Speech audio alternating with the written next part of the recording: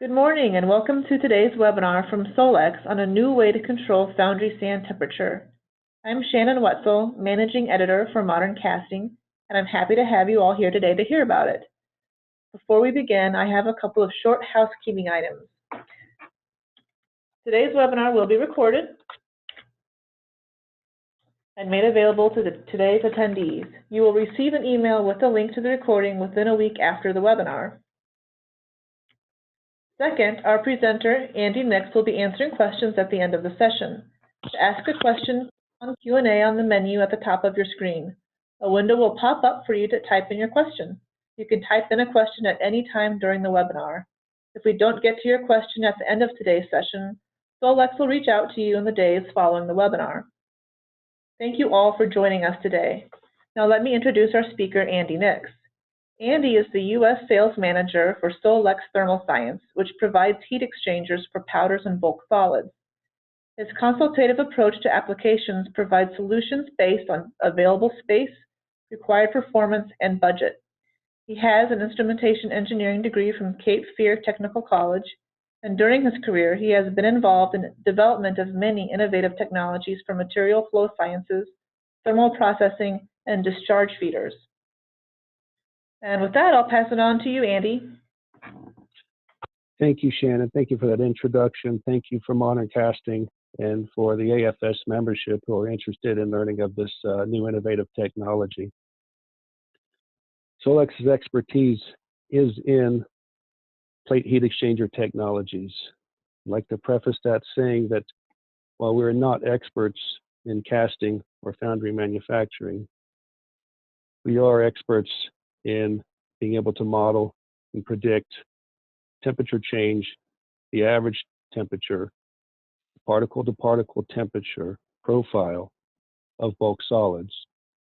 And this is including the use of this technology in other processes such as fertilizers, polymers, salts, soybeans, and more. The fracking industry are using plate heat exchangers extensively in their coating processing of sand in ceramic proppants. Next slide. We know that foundry technologies are rapidly advancing. This is an image from Concept Laser, who are the winner of the 2016 International Additive Manufacturing Award at the recent AFS conference in Milwaukee. This technology is being used for 3D printing of aircraft seats. Though I'm not suggesting that this is going to completely replace conventional manufacturing and casting, it is important to understand that the conventional processes also need to be able to innovate so that they can compete and sustain in this ever-changing industry. Businesses are demanding greater efficiency in manufacturing processes and reducing waste. There are stringent regulations on permissible exposure limits to silica. There's the ever concern of high noise generated from equipment in the foundry plants. In this presentation, I want to discuss how foundries can use plate heat exchanger technology as an innovative way to meet these business demands and improve their chemically bonded processes for core molds. Next slide, please.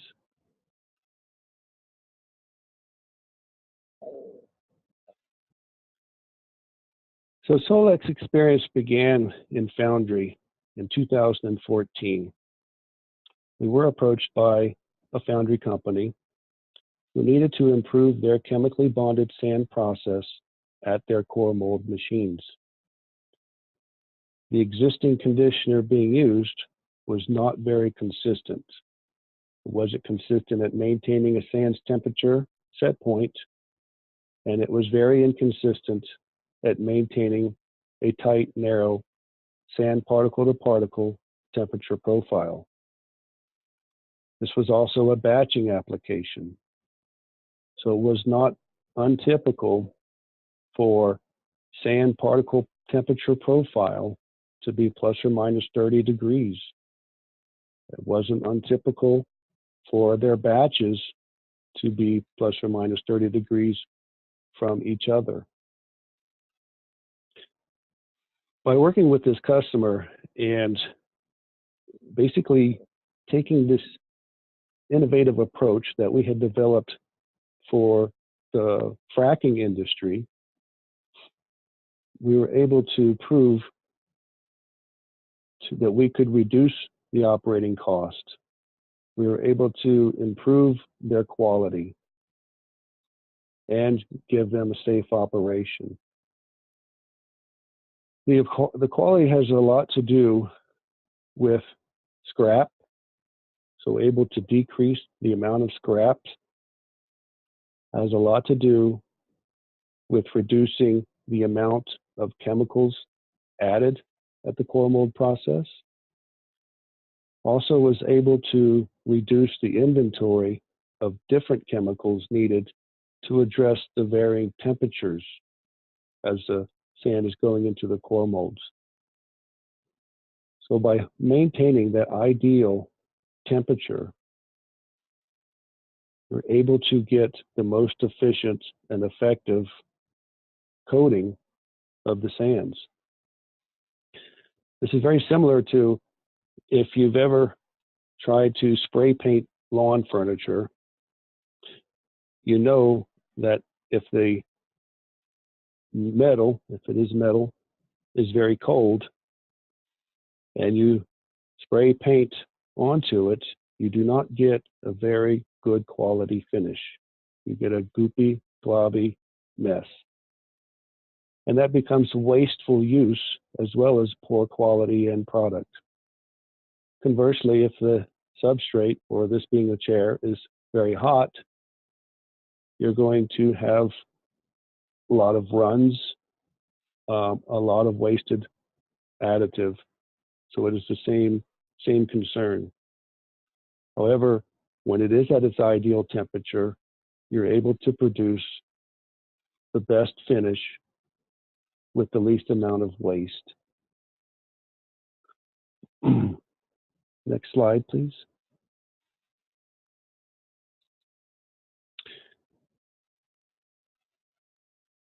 So this is basically how a plate heat exchanger is working.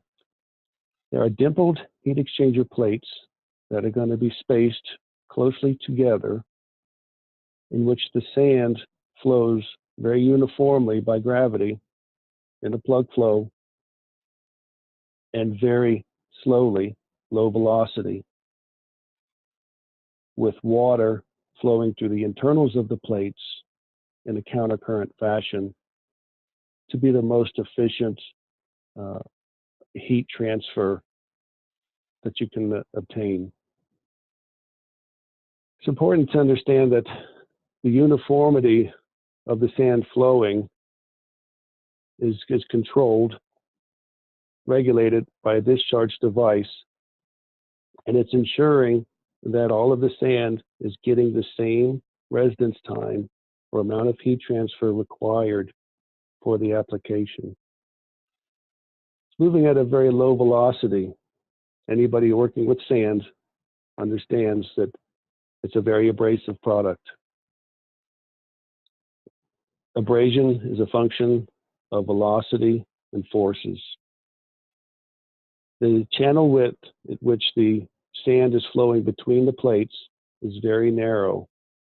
There is insignificant wall friction that is occurring there. The plates are vertical. If this were a horizontal or a sloped device, there would be a lot more force generated. The velocity is extremely slow. We're talking on a magnitude of a few inches per minute. So there again, we're addressing any concerns with the abrasion. Next slide, please. So this is the video animation showing the plate heat exchanger in operation. Sand coming in, filled through the unit. It's running plug flow uniformly, low velocity. And the sand coming in is only hitting itself. It is not impinging on any equipment, causing wear. The image shows the material moving quicker than actual, and that's just to give you the visualization of it moving. It would be too slow to show it a few inches per minute. If you want to run that video one more time, TJ.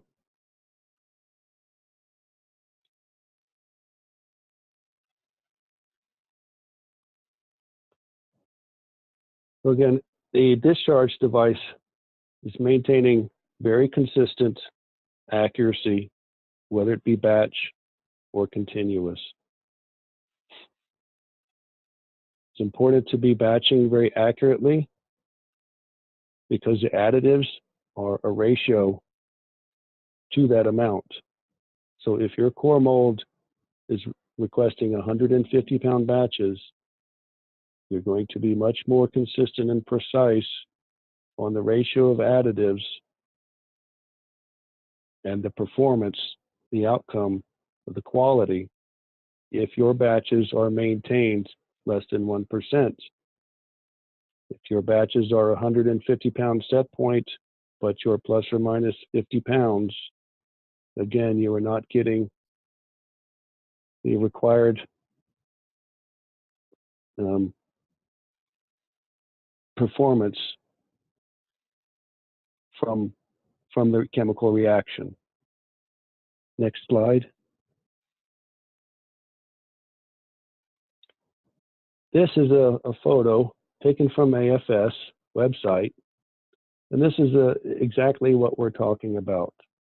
This is a defect when too much binder is added. You'll get sand intrusions. There's all kinds of defects that are going to be directly related to maintaining the ideal temperature of the sand into your process. Next slide, please. So how do we model? How do we predict? How do we set this up so we can control your ideal sand temperature? Well, as you saw in the video, as the sand is moving slowly between two plates, and it's moving uniformly at the same velocity downward. If the sand is warm, then between the channel, you're going to have the warmest of the sands in the middle of that channel, and you're going to have the cooler sands closer to the plates themselves. As it's moving down, you will form a curve, a profile, and that is going to be a particle to sand profile.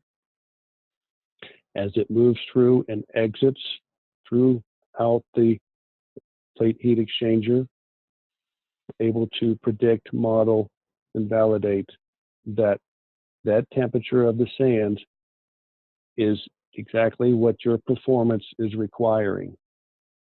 Whether that is plus or minus 5 degrees is acceptable for your process, or whether it is plus or minus 0.5 degrees for your process. The ability is there, the technology is proven, and it is modelable to fit to your process. Next slide, please.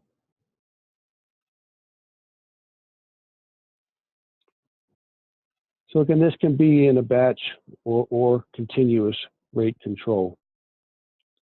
What is shown here on the process is using a continuous level sensor. We always want to maintain a minimum level of sand above the plates during normal operation. That can be used to control the rate going through it to maintain that level of sand above, or it can be used just to confirm that there is sand available to produce the next batch through it. Also at the inlet section is a diffuser. We know that segregation is also a huge concern for foundry manufacturers. Every time material is handled or moved from one point to another, you can easily experience segregation.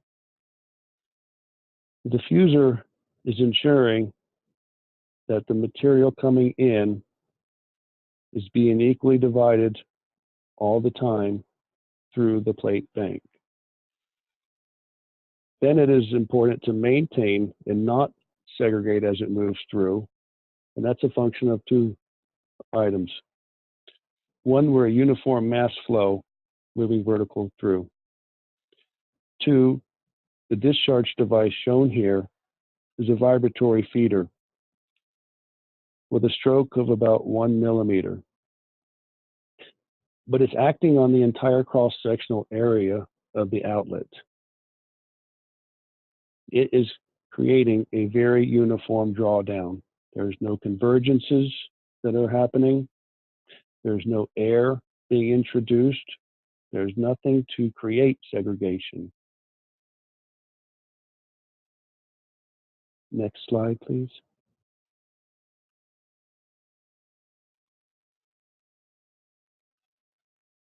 Certainly, huge advantage of using indirect heat transfer with the heat exchanger plates is we're not requiring to fluidize. There's no agitation. So those are two big concerns. With agitation, one, you're going to get excessive wear on equipment. With agitation, you're going to experience more segregation. And if you're using air as a direct heat transfer medium, blowing air through the particles, that air has to be exhausted to some wear, and that increases the exposure to fugitive silica dusts. Even if it's a matter of increasing the burden or maintaining your bag house, maintenance or operators still have to access that dust collector bag house, and there they are being exposed potentially to fugitive silica dusts. Next slide, please.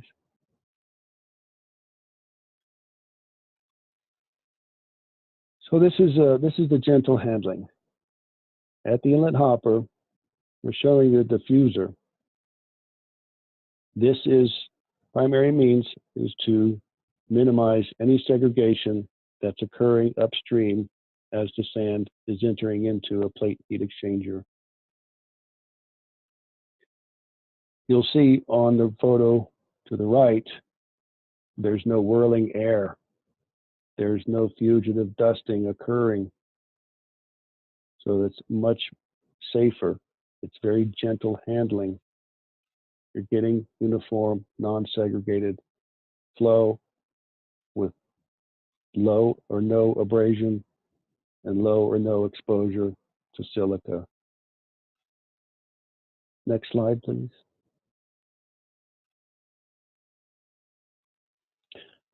No moving parts. Continuing to be safe where there are no pinch points. There is a vibratory discharge feeder. It is moving at 1 millimeter. We still say it's no moving parts. And with that, you're able to experience no low noise. These would typically operate at 75 dBA. Again, very safe. So the need for ear protection around it is not required. No pinch points. and no excessive wear. Every time we have moving parts, especially rotating equipment, you're going to experience excessive wear with sand. Next slide, please.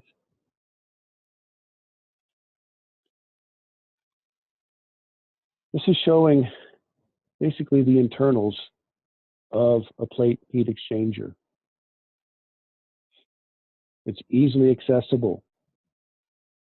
You have complete access from a full-length door. You have access from a hatch above. You have access below the plate heat exchanger as well, between the top of the discharge feeder and the plate heat exchanger. This is more than adequate accessibility if you need to enter the internals of the plate heat exchanger. And the reason for doing this is you may be changing your AFS grain size based on your core mold production.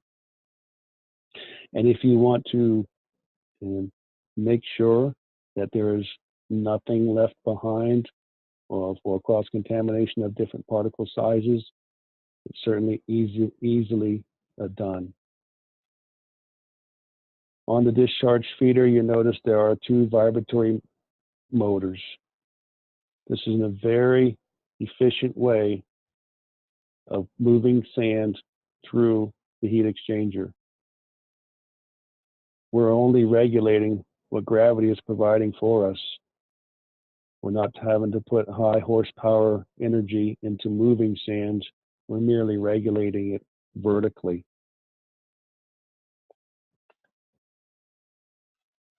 Next slide, please. So, in the experience in the foundry industry so far, it has been strictly to a chemically bonded sand process. That would be in the no bake, Furon, cold bake, or warm box, cold box, no bake. These are the typical applications where this technology is proven. And they can be in a couple of different locations in your process. Ideally, using this at the point of use. So if you have multiple core mold machines, which may be pulling from various sand grain sizes, or even supply that may have sand at different temperatures, you're able to control that sand temperature profile. And typically, we keep that within plus or minus 1 degree, right before the chemicals are added and right before the mixing or mulling occurs. This is ensuring at the point of use the most ideal control and consistency of the sand temperature. Now, this can also be used upstream where it may be serving multiple core mold machines. So under your storage silo of sand, you can be conditioning that temperature of the sand to its ideal and then being distributed or conveyed to multiple core mold machines. In either case, we go back to the space and performance budget requirement. So perhaps that the sand temperature in the storage silo is consistent by seasons, that is. Typically it's going to be colder sand in the winters, warmer sand in the summers. But it doesn't necessarily mean that it has to be plus or minus 1 degree Fahrenheit going in. We might, it's easily to design this to where it's more plus or minus, let's say 5 degrees Fahrenheit, knowing that there's diffusion taking place downstream, how long it's being conveyed, how long it's in the storage hopper above your core mold machine, to still ensure a flat line temperature, grain to grain particle temperature profile. It's very important on that because there's no sense in paying for performance that you don't need. Now then, another thing that you don't want to do trying to control your sand temperature is fighting it with temperature of your water or glycol water system varying all over the place to try and find that sweet spot of your ideal temperature. So what we have learned, typically sand might come in at worst case in the wintertime of say 40 degrees Fahrenheit. And they come in as much as 110, 115 degrees Fahrenheit in the summertime. By properly designing plate heat exchanger technology, the water temperature would only need to vary a few degrees over that full range. And the importance of that as well is when you're in an upset condition and you're down, core mold machine has stopped, and sand might sit there for an hour, 2 hours, the sand temperature is still maintained the same. If that sand temperature coming in between, say, seasonal winter and summer, maybe it's 100 degrees Fahrenheit to 70 degrees Fahrenheit, and if your ideal chemically bonded process temperature for the sand is 75, then your water temperature is working even less. So you could actually set your water control temperature to your desired sand set point temperature to still be within your best peak performing temperature for the chemical additives. If you leave that in overnight for a week, it's not going to matter. You can be assured that as soon as you start up, whether that's 10 minutes later or 10 days later, that the sand has not overheated nor undercooled. It is still maintaining the same ideal temperature. In addition to the chemically bonded sand process for core mold machines, there's also been a lot of interest generated of how to do this with green sand.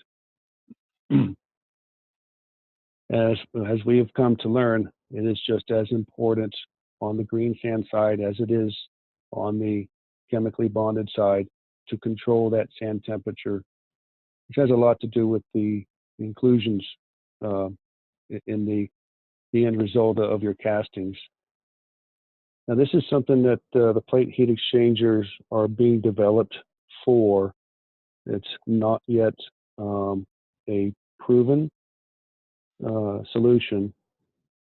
However, it is expected to be completed within the next few months.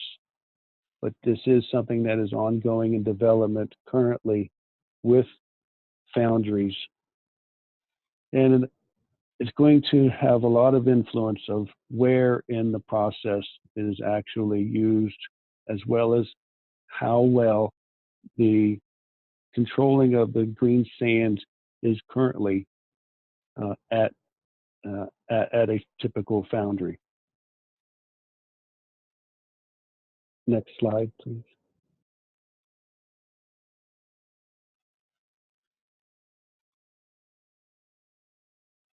So I hope that you have learned enough about plate heat exchanger technology to generate enough interest that you would learn how to innovatively use this technology that's going to give you the advantage in the business demand climate, that's going to reduce your scrap cores. It's going to lower the bottom dollar of cost per pound for process. So total utilities is very inexpensive. How it's also going to keep your personnel safe. Thank you.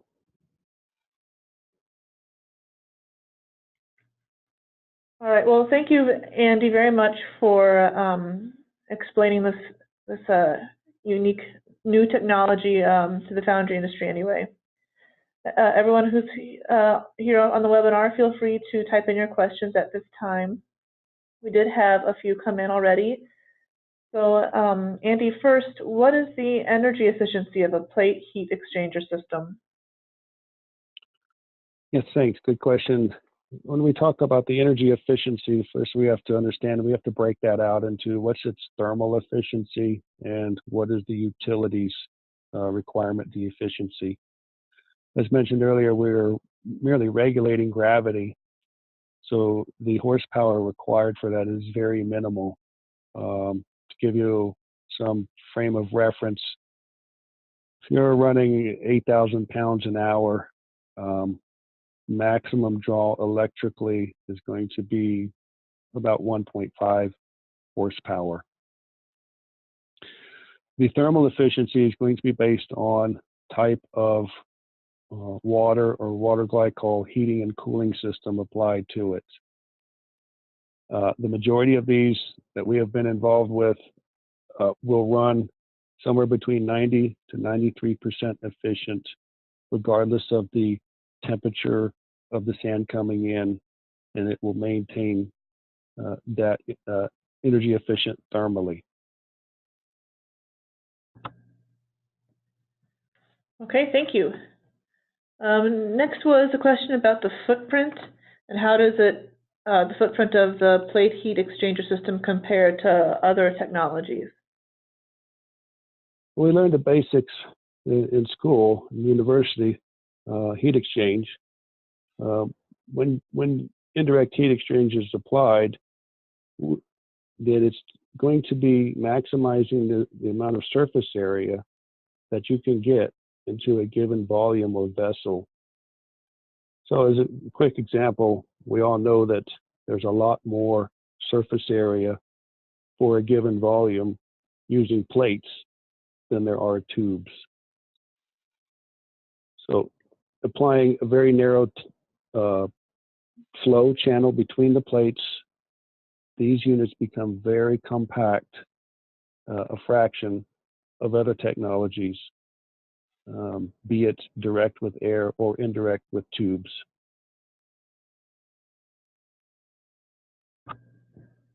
Okay, great, thank you. Let's see, next we have, in terms of additive cost, what have you seen in improvements for foundries that are using this technology? How is it affecting their additives? This has been certainly a major improvement for those that are using this technology. It's difficult to get metrics out of this. One, it's proprietary to those foundries, and that's respectable, that they would not want to necessarily share some of these. However, the fact that they're buying multiple units subsequently to the original ones that are replacing some of the conventional older technologies is a major testament that there are huge savings in the cost additive component to the core mold process.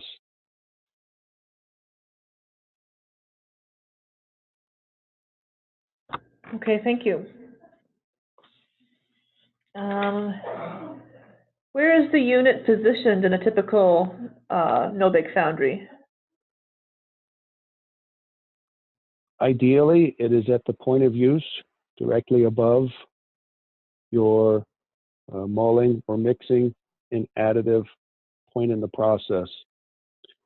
They can be placed anywhere upstream from there. They can serve one core mold process, or they can serve multiple core mold machines.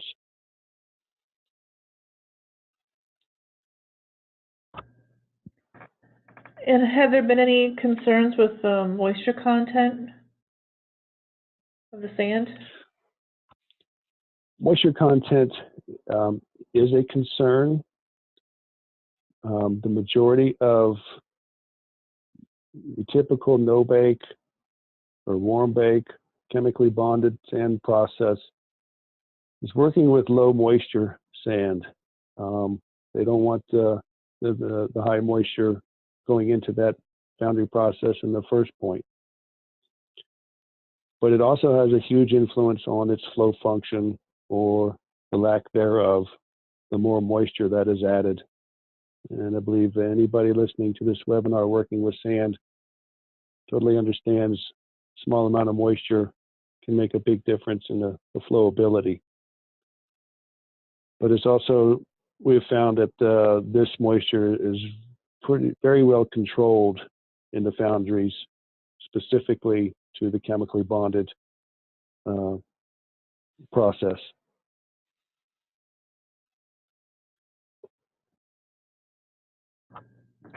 Okay, well, thank you very much, Andy. I think that's all the time we have today.